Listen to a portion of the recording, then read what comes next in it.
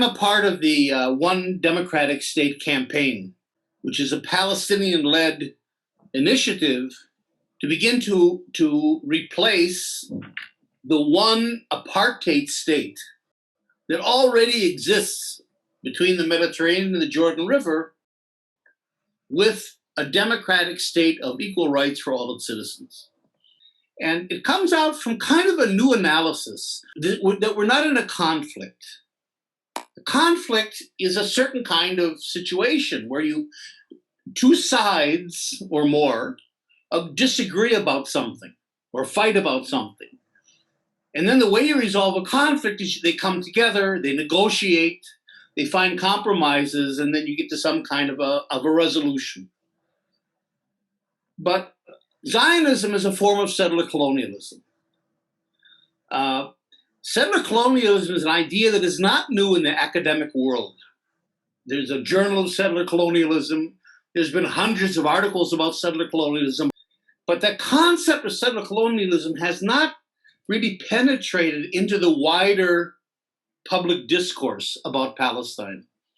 And I can understand why. You know, if you take terms like conflict or occupation or apartheid, they're easy for people to understand. They're common terms. A term like settler colonialism, I mean, colonialism, you know, the British and India, okay, I get that. But settler, even though the United States is a settler colonial country, it's not a term we're used to using. It's an academic term. It doesn't flow easily.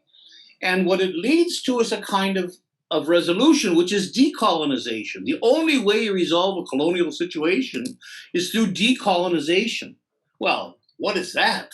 I mean, that's also a term that's completely foreign and very complex for people to get their minds around. So that I think part of our job, maybe the first part of our job, is to try to find that language so that if you see this as a conflict, then you adopt a conflict resolution model. And that's what we've had for the last 70 years. And the reason it hasn't worked is you're trying to use a screwdriver to hammer in a nail. You have a problem. You got to get the nail in the wall, but you're using the wrong tool. I think the fact that we've taken the idea of settler colonialism and tried to lay out what that means, means that then we have to decolonize, is to really lay out what does decolonization mean. You know, the two-state solution that everybody has been talking about not only is dead, but it never was. And again, settler colonialism explains why it never was. Because settler colonialism is a unilateral thing. It's not two sides. It's unilateral. It's when a population comes to a country with the intent of taking it over. So Zionism didn't intend to take over 78% of Palestine and leave 22% for the Palestinians. The Palestinians, the indigenous population, weren't even a consideration. They weren't a side. Zionism never recognized the Palestinians. To this day, Israel does not recognize not only the existence, but the national rights of the Palestinian people. And it certainly doesn't recognize their claim over the country or over territory. So the entire thrust of a settler colonial movement is to take over a country. The term Zionism used, the term that Israel uses, is Judaization. We're Judaizing Palestine. We're transforming an Arab country into a Jewish country. And all of it, not 78% or 90%, the whole thing. So that if you understand that, then you begin to understand not only why negotiations never succeeded, because it was never good faith.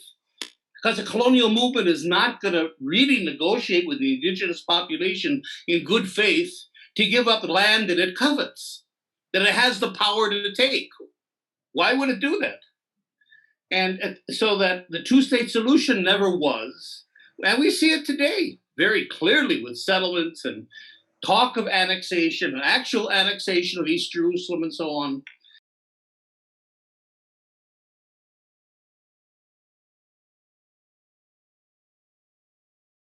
So the two-state solution we have to just forget. It never was. There never was a two-state solution. The point is that we understand today that Zionism, the state of Israel, impelled by a settler colonial ideology and structure, will not allow Palestinians to have any kind of equality, any kind of control over its own destiny, or certainly over territory. And so the only solution that remains has been defined by Israel and by Zionism, really. The only way out is decolonization. And the only form of decolonization that can work is the creation of a single state, inclusive of everyone, with equal rights for everyone, and of course, the return of refugees. In terms of Israeli Jews, they're not going to buy into this. I mean, I don't want to present any kind of an illusion that somehow we're going to convince Israeli Jews that apartheid is bad. It's very much, in my view, similar to South Africa. Because in South Africa you had the same situation, and that is you had a dominant population, the white European population of South Africa, that ran the country, that was not going to cooperate with the ANC in terms of dismantling apartheid. You had a government that was an apartheid government that was not going to cooperate. You had an international community of governments that saw Mandela and the ANC as terrorists. They weren't going to cooperate either. So the ANC, or the black population, the anti-apartheid population in South Africa, that was very small, especially towards the beginning, had only one ally de facto, and that was the international civil society, the people. I mean, all of you. People of a certain age. Remember, we were all involved in the anti-apartheid struggle, and we succeeded. All of us together, in terms of making apartheid unsustainable, partly by changing our government's policies abroad. So that I think is very similar to what the Palestinians have to do. They have to understand, and they do understand, that the Israeli Jews are not going to be active partners. And therefore, I think our strategy is going to have to be to appeal to all of you, to the international civil society, churches, labor unions, university groups, students, human rights organizations, political groups, in order to support the Palestinian claims. What the ANC did, though, in its mobilization of the international community, was it always had an end game. One person, one vote. So everybody knew why we're boycotting South Africa. When de Klerk came to talk to Mandela, Mandela could say yes or no to his offers based on the end game the ANC had in mind. One person, one vote. We don't have that today. That's what we're trying to insert, because the two-state solution is gone. That was the plan that the PLO bought into, right or wrong, but that's gone. And the one-state idea we're just beginning to articulate now. What's really revolutionary in this idea is that you're changing the basis of the country from being based on an ethnic, national, religious, basis or differences, to one that's based on universal citizenship. So in Israel, Palestine today, who you are, what your civil rights are, who you can marry, what job you have, where you can live, whether you can even leave the country or not, all depends on who you are in terms of your ethnic or national or religious identity. And that's, of course, the basis of not only the elimination of the indigenous, but also of the apartheid system that we put into place.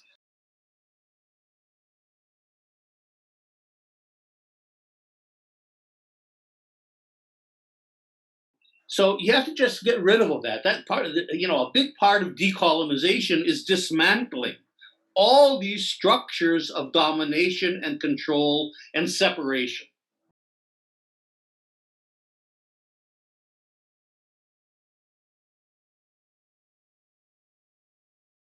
Now, The refugees have a right to return. We argue that.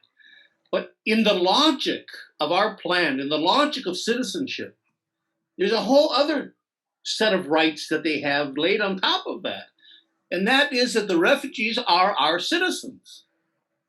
In other words, the fact that you're driven out of the country during a war, or you flee a country during a war, does not mean you lose your civil rights. You become a refugee, that's true. But it doesn't mean you've lost your rights to be in your country. So that the idea of citizenship says not only do the Palestinian refugees have a right to return, but we want them to return because they're our citizens, they're our people. We want them to come home to our.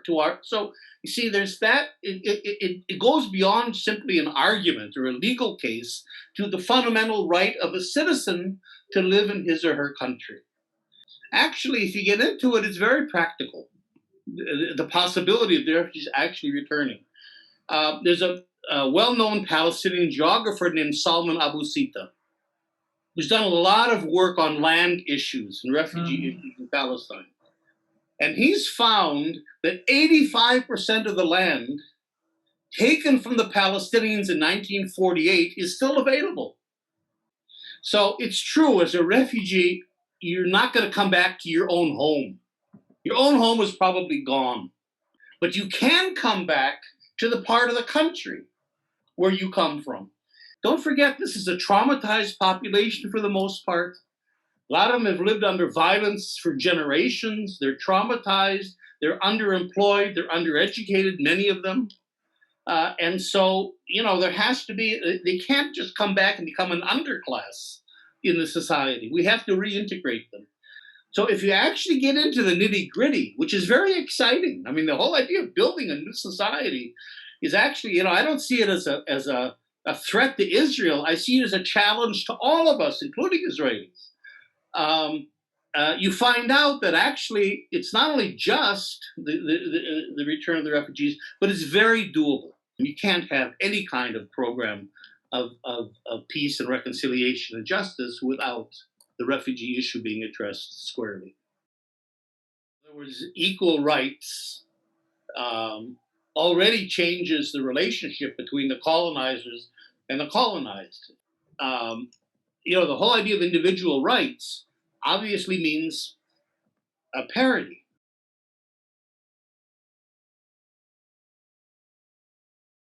Collective rights is that we understand that there are national groups.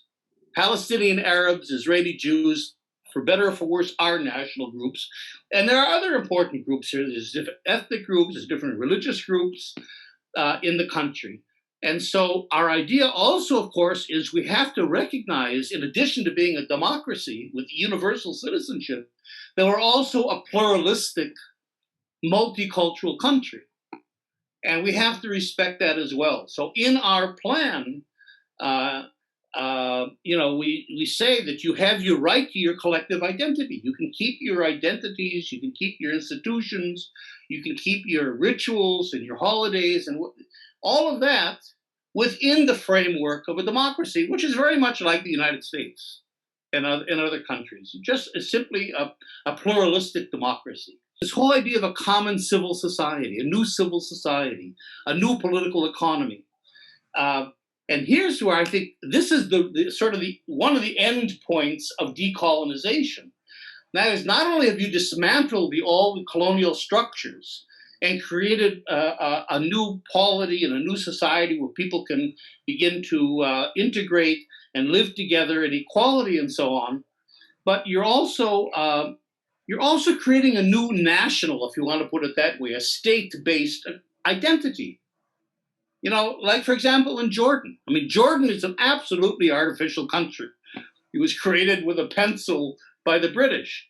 But there is today a Jordanian identity in many, it has developed over the course of years as people live together and participate in a common political and economic framework. So I think that's going to happen too. And a new political community will begin to emerge. That really is the end game in terms of decolonization. when not only a new polity, but a new society and a new decolonized national identity. There's a new us that begins to emerge. And let me use one quick example that I've used before, just in a sentence, just to give a concrete example of that. You know, football is very important. In the FIFA standings, the international football standings, the Palestinian football team has a higher ranking than the Israeli team.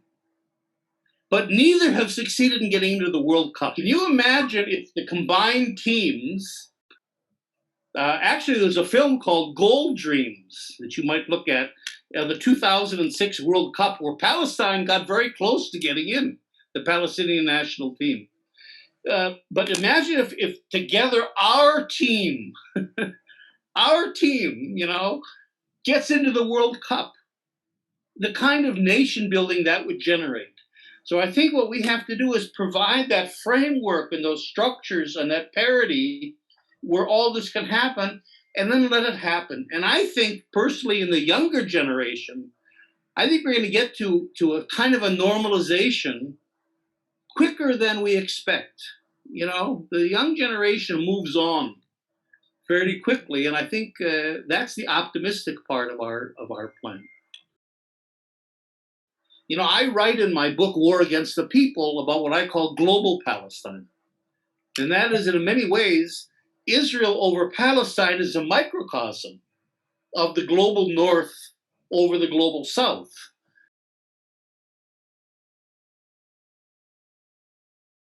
The Palestinian issue has become very emblematic for oppressed peoples all over the world. I mean, I've had friends that were at Standing Rock when the protests were going on that told me there were more Palestinian flags there than there were Israeli flags. When you're trying to express not only my own group's grievances or claims or rights, but you know, you're trying to link up with other oppressed groups, kind of the lingua franca, the symbol that links everybody together is a Palestinian flag. It's become emblematic of the struggles of oppressed peoples all over.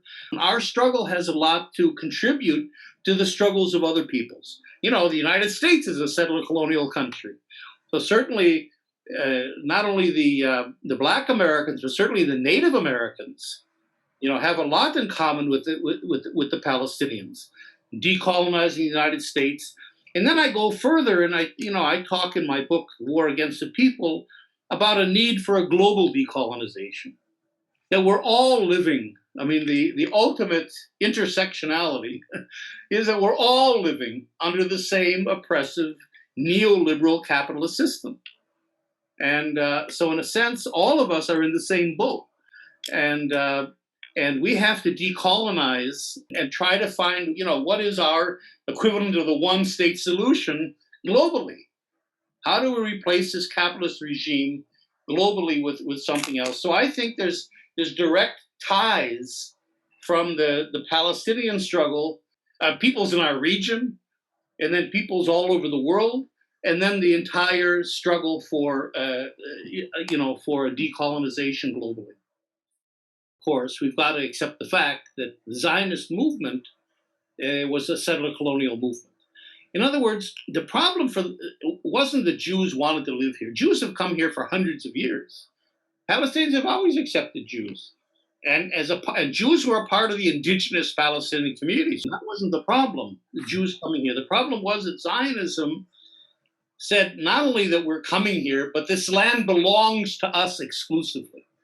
Like all settler colonial movements, it invented a story of why they're the natives, why it belongs to them, and why the Palestinians have to be displaced and eliminated. That's the part that I couldn't accept ever.